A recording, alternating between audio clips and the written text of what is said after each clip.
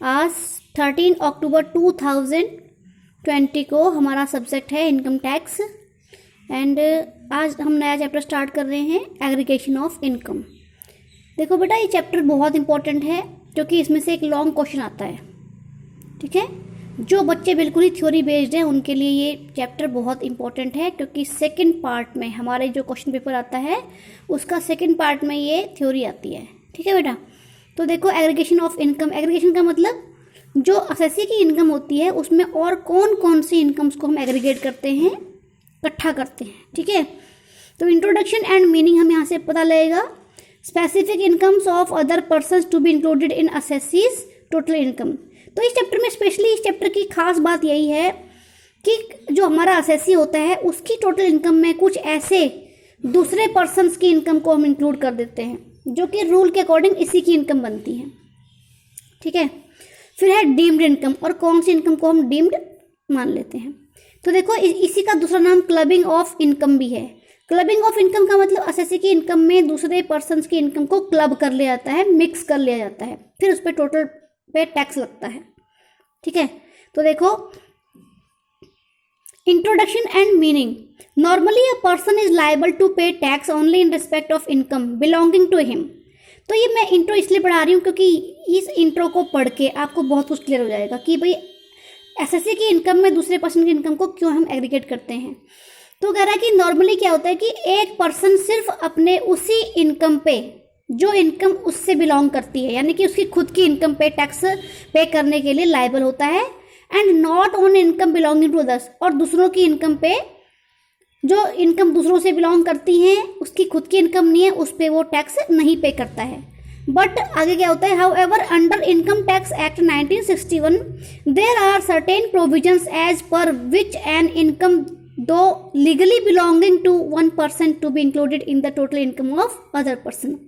लेकिन वो कहता है कि इनकम टैक्स एक्ट में, जो हमारा इनकम टैक्स एक्ट 1961 है, उसमें कुछ प्रोविजंस ऐसे दिए गए हैं जिन प्रोविजन के अंडर में एक पर्सन अपनी खुद की इनकम के अलावा किसी दूसरे पर्सन की इनकम पे भी टैक्स पे करने के लिए लीगली वहाँ पे बाउंड हो जाता है, क्योंकि वो जो इनकम है वो लीगली उस पर्सन से बिलोंग करती है। It is done only in certain specified cases where one person transfers his और her income even legally in the name of some other person by following one way or other. तो ये कहता है ये सिर्फ कुछ स्पेसिफाइड केसेस में क्या आता है, वो स्पेसिफाइड केसेस केड़े हैं जिनमें कि वन पर्सन, जिनमें कि कोई एक पर्सन अपनी ही इनकम को या अपने ही किसी एसेट को जिससे उसको इनकम हो रही है किसी दूसरे पर्सन के नाम पे ट्रांसफर कर देता है। सच माल प्रैक्टिसेस, इनको हम बोलते हैं माल प्रैक्टिसेस, कुप्रथाएं, यानी ये जो रिवाज हैं ये गलत हैं, ये प्रैक्टिसेस गलत हैं। तो such mal practices are many, तो ऐसी बहुत सारी माल प्रैक्टिसेस हैं, and are used by various persons particularly by individuals and HUF having higher level of income. तो ये पर्टिकुलरली उन डिफरेंट पर्सन्स के द्वारा यूज की आती हैं जिनका की इनकम लेवल बहुत हायर लेवल पे होता है और उनका टैक्स भी ज़्यादा पड़ता है। एग्जाम्पल देखो, individual and HUF are liable to pay tax at progressive rates according to various slab of incomes. तो स्पेशली जो हमारे इंडिविजुअल पर्सन होते हैं और जो हमारे HUF होता है, ये स्पेशली इनका जो इनकम स्लैब होता है ना वो प्रोग्रेसिव होता है।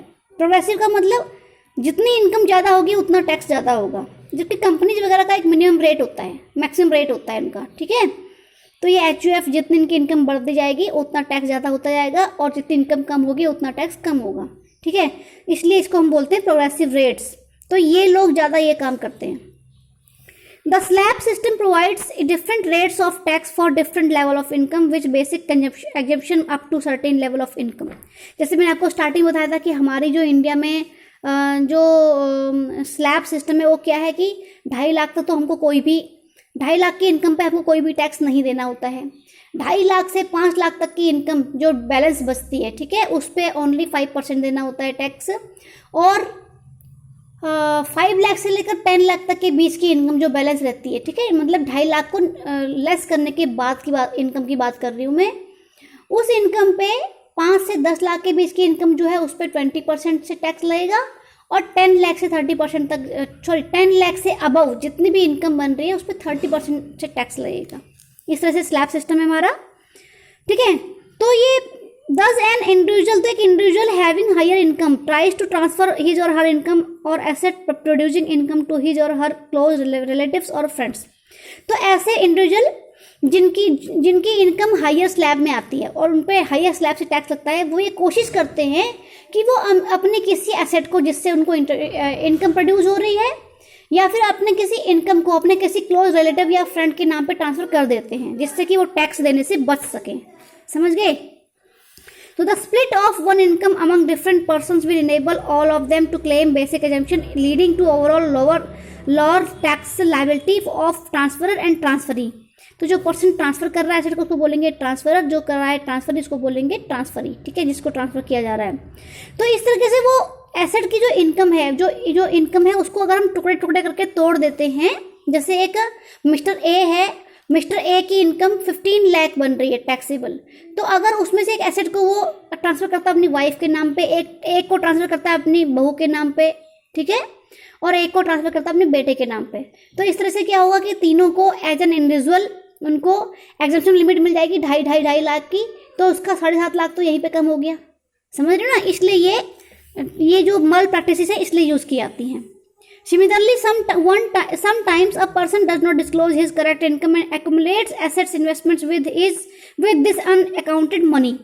तो इसी तरीके से कुछ मल प्रैक्टिसेस ऐसे भी होते हैं कि एक पर्सन जो है अपनी करेक्ट इनकम को डिस्क्लोज नहीं करता है और उसके बदले में क्या करता है, डिफरेंट की इन्वेस्टमेंट और इनकम्स को अनअकाउंट रखता है। मतलब किसी अकाउंट में डालता नहीं है उसको, बल्कि उसका कोई नेम नहीं देता उसको। तो ये ब्लैक मनी मानी जाती है। ठीक है, तो value of assets acquired is also included in total income of such person as their deemed income. तो इन इनकम से, इन इन्वेस्टमेंट से जो उसको इनकम आ रही है उसको डीम्ड इनकम मानकर उसी की इनकम में हम इंक्लूड कर देते हैं। तो such practices constitute tax avoidance and tax evasion. तो ये जो प्रैक्टिसेस हैं, ये जो तरीके हैं टैक्स बचाने के, इनको टैक्स अवॉइडेंस टैक्स इवेजन कहते हैं। और इसको हमारा लॉ जो है वो मानता नहीं देता है। Therefore, certain anti-avoidance provisions having been incorporated under Income Tax Act in the form of clubbing of income।